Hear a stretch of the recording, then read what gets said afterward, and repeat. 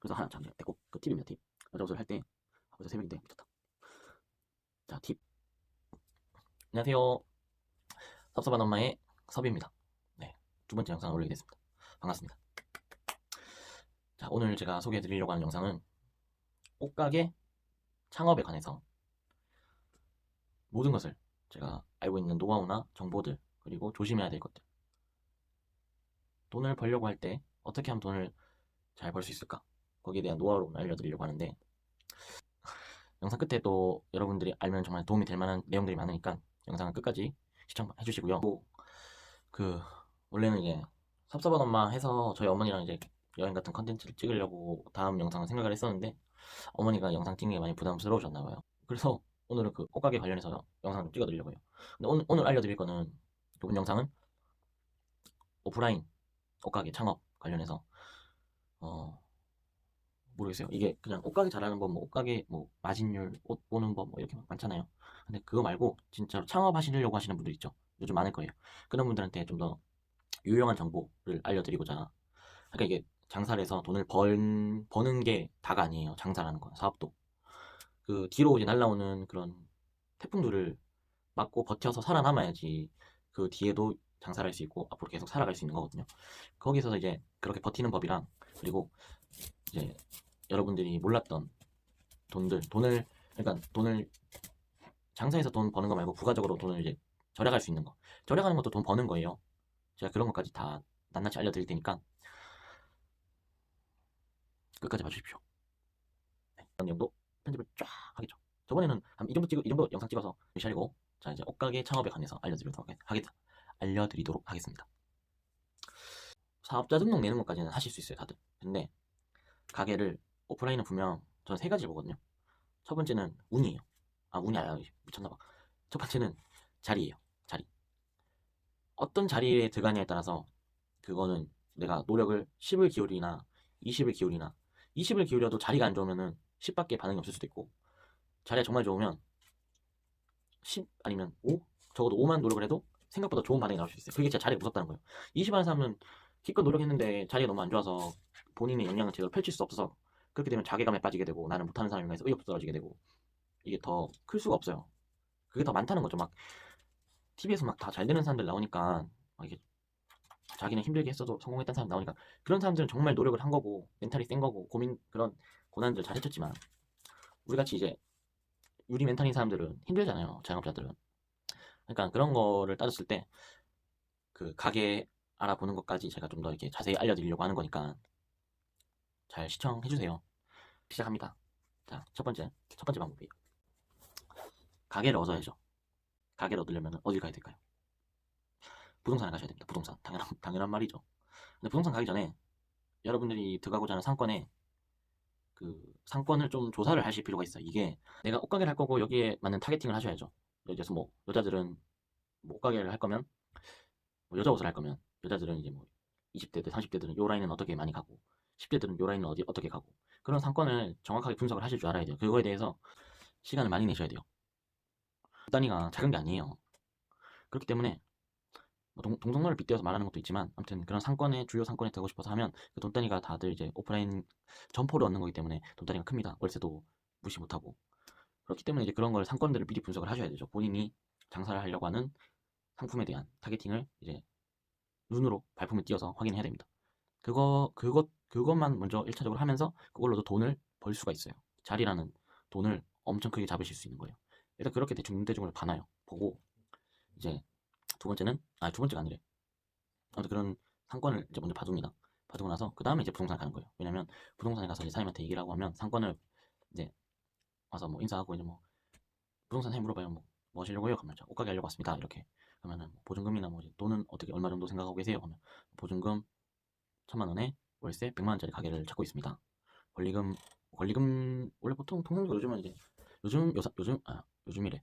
그냥 그런 상가들을 들어가거나 이제 이렇게 상권이 형성돼 있는 가게들은 권리금이라는 게 존재가 합니다. 네이버에 권리금이라고 쳐보시면 됩니다. 네. 아무튼 그렇게 해서 그런 권리금 얘기를 하고 합니다. 그러면 이제 부동산님들이 여기 보셔요. 그러면 이제 같이 따라가서 그 가게를 봐요. 그것만 보세요. 뭐 선생님 요 가게는 뭐 그러다가 이쁜 데들이 더 있어요. 막 가게도 크고 막 깨끗하고 좋고, 뭐 인테리어는 마음에 들고. 선생님 여기는 보통 얼마나요? 뭐 좀 더 높은 데 보여주실 수 있어요? 물어본단 말이에요. 그런 거를 일단 묻지를 마세요. 크게. 본인들의 역량에 맞는 가게를 하시는 게 맞아요. 모르죠. 막 그걸 해서 더 크게 될 수도 있지만 그 안 될 확률이 더 높아요. 배보다 배꼽이 더 큰 것처럼. 물어보면 당연히 알려주죠. 뭐 여기는 그때 월세가 150에 아니 월세가 300에 원리금 뭐 8천, 6천 막 이렇게 말씀을 한단 말이에요. 당연히 비싼 데는 비싼 값어치를 합니다.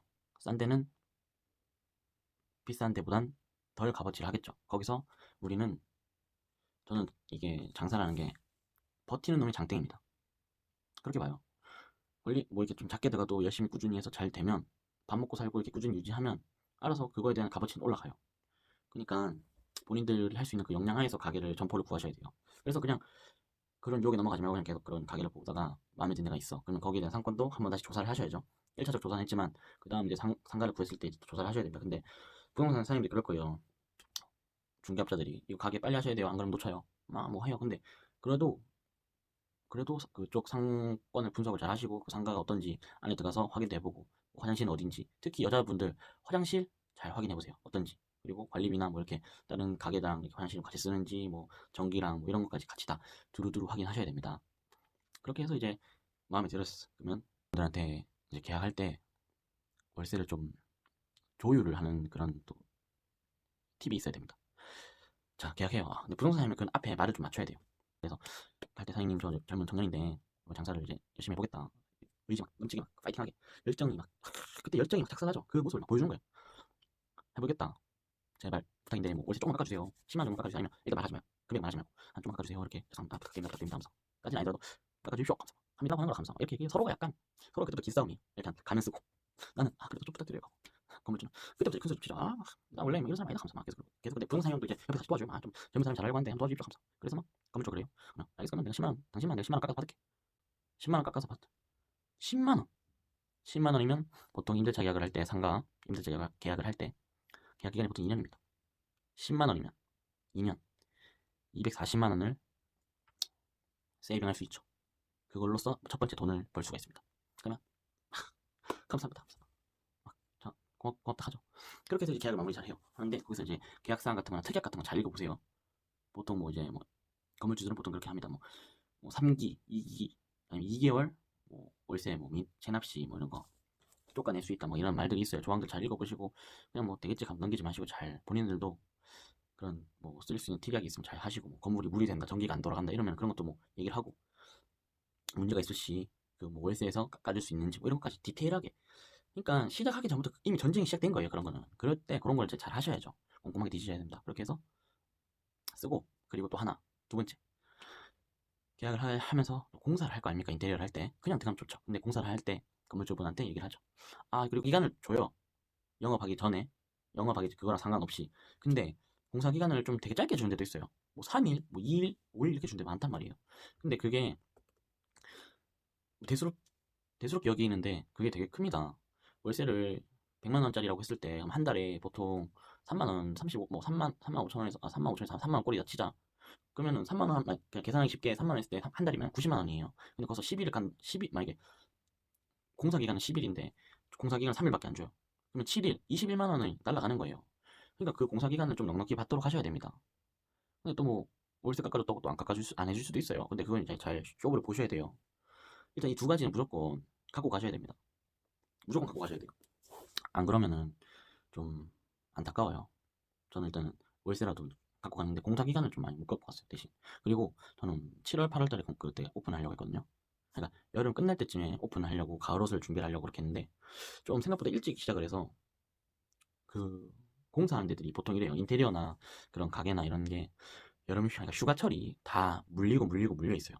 공사를 시작하면서 요 단계는 전기를 먼저 따야 되는데 그래야 뭐 목재를 덮고 합판을 덮고 콘크리트 덮고 뭐 이런 식으로 석고를 덮고 하는데 그 이미 진행 순서가 있는데 거기에 꼬이면은 그걸 다시 뜯어야 된단 말이에요. 그러니까 뜯을 수는 없잖아요. 한 번에 공사해야 되니까. 그러니까 그런 업자들끼리 묶여 있으니까 그런 휴가 기간이나 그런 기간도 은근히 잘 알아보셔야 되고요. 그러니까 그 이제 가게를 할 때 그런 리스트를 한번 적어주세요.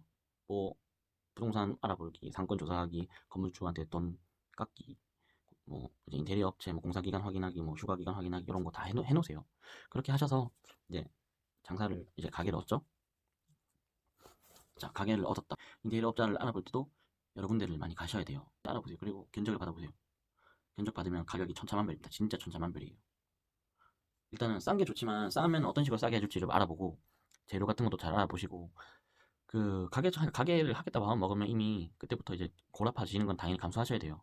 그러니까 그런 인테리어를 잘 알아보는데 그 가운데서도 본인이 할 수 있는 인테리어들이 있어요. 인테리어 안 끼고 인테리어 업자들 안 끼고 하는 거, 뭐 행거를 알아본다던가 거울을 알아본다던가 마네킹 알아본다던가 그리고 뭐 그러니까 본인들이 할 수 있는 역량이 되면 그 돈들은 다 또 세이빙되고 저장할 수 있어요. 누구나 다 쉽게 할 수 있는 것들이에요.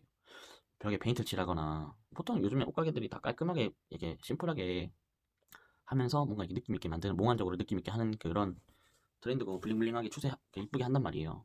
그러면 페인트나 이런 거 등등 기본적으로 할 수 있는 것들은 여러분들이 하는 게 좋아요. 우리가 못하겠다 하면 그때부터 이제 인테리어 하는데 아무튼 인테리어 업자들을 잘 알아보고 그런 걸 이제 합니다. 깔끔하게 이제 그렇게 인테리어 하시는 분들 얘기를 해서 계약을 하고 그리고 그분들이랑도 그런 똑같이 조약을 하셔야 돼요. 계약을 뒀어요. 10일 뒀어. 10일 뒀는데 그 10일을 넘었네? 그럼 넘은 거 어떻게 보상할 거야? 말 안 맞추면은 자기들이 막 무슨 얘기를 해요. 뭐 때문에 못했다, 뭐 때문에 못했다. 근데 그거 계속 기다려주면 또 돈 까이잖아요. 3만 원씩. 그러니까 그런 것도 까였을 때 어떻게 보상을 받을 건지, 어떻게 할 건지 다 얘기를 하시고 맞추셔야 됩니다. 제가 가게를 사업을 한다고 가게를 오픈한 것뿐만 아니라 꼭 이제 남 밑에서 옷가게에서 이제 직원으로 매니저로 일을 할 때도 그 가게가 뭐 2호점, 3호점, 4호점을 뭐 이렇게 등등 여러 가게를 많이 있는데 그 가게를 오픈할 때마다 저는 그런 인테리어 관련이나 가게 오픈할 때 다 항상 준비하는 걸 봤어요. 근데 거기서 단 한 번도 완벽하게 된 적이 없어요. 무조건 뭐 문제가 생겨요. 전기면 전기, 뭐, 뭐 인테리어 소품이면 소품, 가구는 가구 막 무조건 그게 안 나와요. 그러니까 그걸 잘 알아보시고 하셔서 가게를 오픈하셔야죠. 자, 그렇게 가게를 오픈했다. 아, 이거는 계속 제가 볼때 영상을 계속 좀 길게 남겨야 될 것 같아요. 얼마나 하나 봅시다. 그래서 하나 참 됐고 그 팁입니다. 팁. 여자 옷을 할 때 벌써 새벽인데 미쳤다.